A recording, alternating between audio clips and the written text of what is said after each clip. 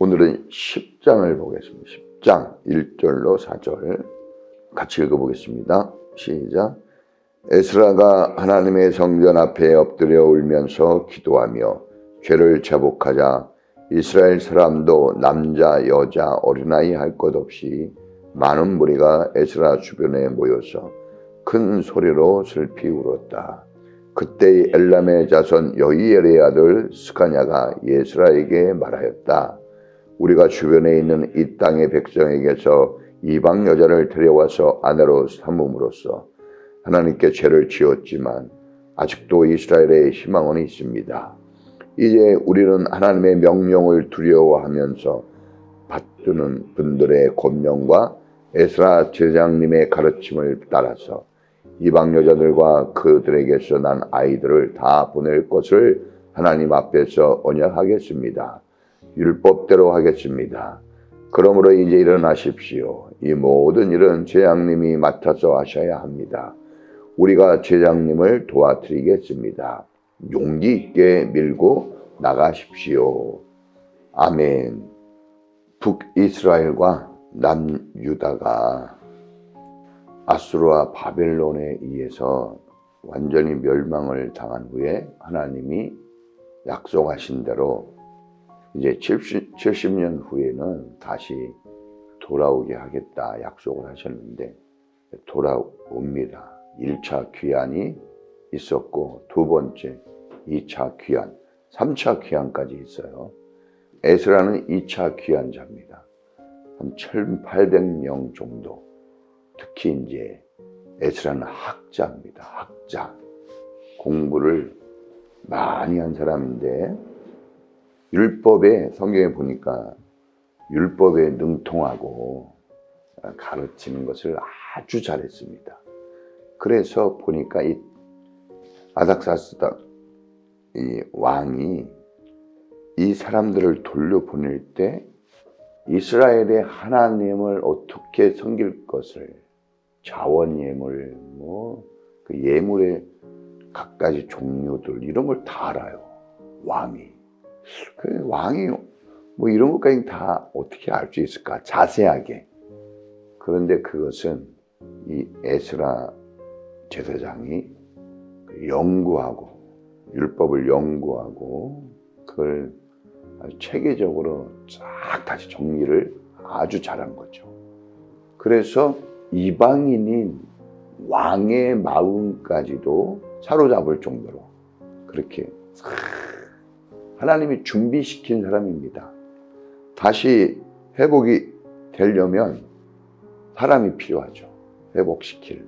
그래서 하나님이 준비한 인물인데 이렇게 탁월한 학자의 영을 받아서 탁월함을 가진 이 사람이 이제 성전, 스룹바벨에 의해서 무너진 성전이 다시 건축이 되고 건물 성전이 지어졌다면 이제는 마음의 성전, 정신의 성전, 내적인 부분의 충만함을 채우기 위해서 이제 에스라가 율법에 능통한 에스라가 이제 돌아오게 되는 겁니다.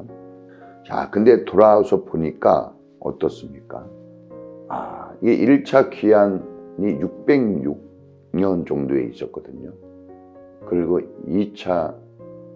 606년에 있었는데 그러니까 536년에 1차 포로가 들어왔는데 이때는 458년 2차 귀환 때가 그러니까 100년은 안 됐어도 한 70년 그렇죠? 어간이네요. 그런 시절이 지난 거죠.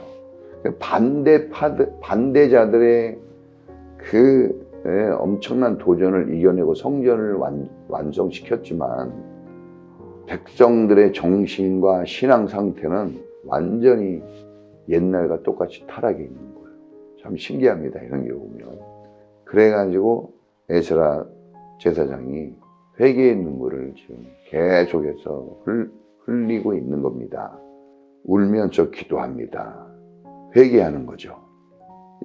자기가 지은 죄는 아니지만 자기의 나라, 자기의 백성이 지은 죄를 자기의 죄인 것처럼 그렇게 슬피 울면서 하나님 앞에 회개합니다.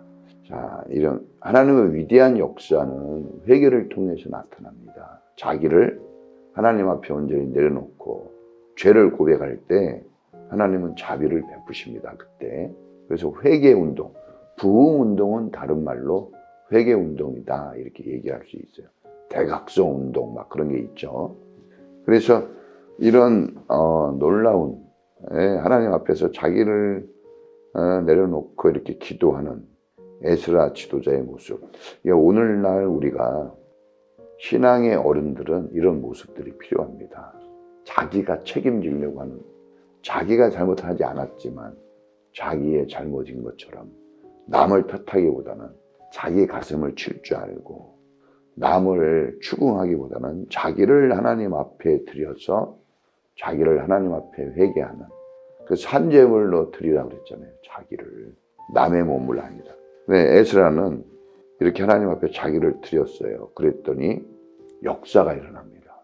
주변에 어린아이, 오늘 성경에 보니까 어린아이, 여자, 남자 할 것 없이 성령의 역사가 휘몰아쳐서 함께 동참해서 기도하는 사람들이 막 생겨나는 거예요.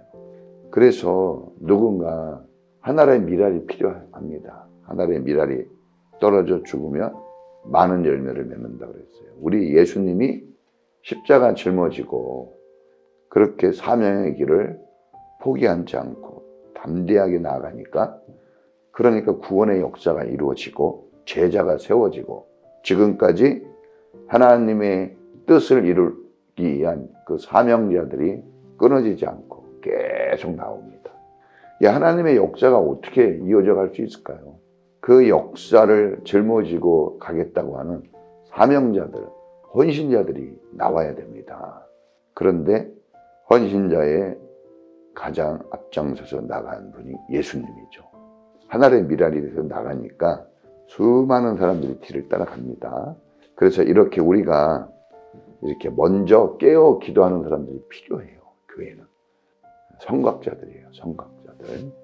그리고 뿐만 아니라 어떤 일이 있든지 간에 그것을 남 탓하기보다는 자기가 거기에 대한 책임감을 가지고 하나님께 나아가는 것이, 이런 자세가 되게 중요합니다. 그래야 역사가 일어나요.